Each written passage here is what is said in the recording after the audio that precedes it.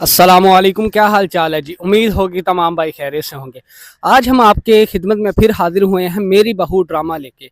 जैसा कि आप लोगों ने देखा था कि 74 के अंदर शाहवीर और ईमान बड़ी कोशिश कर रहे हैं कि अपनी शो वापस ले लें। तो जो दुकानदार होता है, मैं आपके हौसले को दाद देता हूं कि आप लोगों ने अपने बाप के लिए इतना कुछ किया। तो सबसे पहले बात करते हैं अलमीर की। तो अलमीर जाता है अपने ससुर के पास और उनको उनकी चाबियां वापस कर देता है। तो आगे से इमरान कहता है कि तुम वही हो ना अलमीर, जिसके भाइयों ने उसका साथ छोड़ दिया था जब मैंने, इमरान खान बहादुर ने तुम्हारा साथ दिया, अब तुम मुझे भी छोड़ के जा रहे हो, ये बुरी बात है। तो आगे से अलमीर कहता है कि आपकी बात बिल्कुल ठीक है, मैं आपका एहसान नहीं भूला, मगर अब मुझे वापस जाना होगा अपने भाइयों के साथ अपनी पुरानी शॉप पे। तो वो चला जाता है वहां से वापस। तो अब बात करते हैं आर्यन की। आर्यन महक को कहता है कि महक, अब हम मैंने तुमसे बात करनी थी, अब मैं जॉब छोड़ रहा हूँ।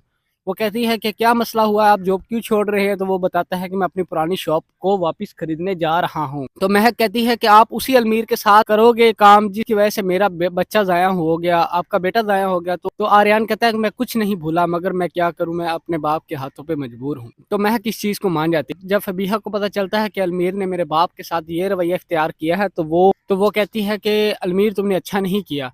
आगे से अलमीर कहता है कि तुम चुप करके मेरा साथ दो, वरना मैं पुलिस के सामने जाकर सब कुछ इकरार कर लूंगा कि तुमने महक भाभी का जो बच्चा ज़ाया हुआ तुम्हारी वजह से हुआ है, तुम उसकी कातिल हो, फिर तुम जानो और पुलिस वाले। 75 एपिसोड के अंदर हम आपको बताते चले कि जो अलमीर होता है उसका बच्चा बड़ा ज़्यादा बीमार होता है। फबीहा भागती भागती आती है अलमीर के पास और उसको कहती है कि देखो ना रहम को क्या हो गया है, इसको रात से बहुत ज़्यादा बुखार है। तो अलमीर उसको भगा के लेके जाता है हॉस्पिटल, और वापस जब आता है हॉस्पिटल से तो पता चलता है अरहम की बहुत ज़्यादा तबीयत ख़राब है, अब वो मुश्किल ही बचेगा।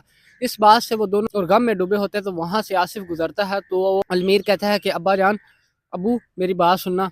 तो आसिफ आगे से जवाब देता है कि मैं आपकी कोई बात नहीं सुनूंगा, मैं आपसे बात करना नहीं चाहता। तो वो कहता है कि मैं अभी अभी हॉस्पिटल से होके आ रहा हूँ कि मेरे साथ ये मामला हो गए। तो आसिफ उसको तसल्ली देता है कि बेटा आप परेशान ना हो, अल्लाह मेहरबानी करेगा। तो अब बात करते हैं ईमान और शाहवीर की। ईमान और शाहवीर जाते हैं दुकानदार के पास और उसको कहते हैं कि हमारी जो दुकान है हमें वापस दे दो, और चंद पैसे उसको दे देते हैं और बाकी कहते हैं कि हम आपको थोड़े करके दे देंगे।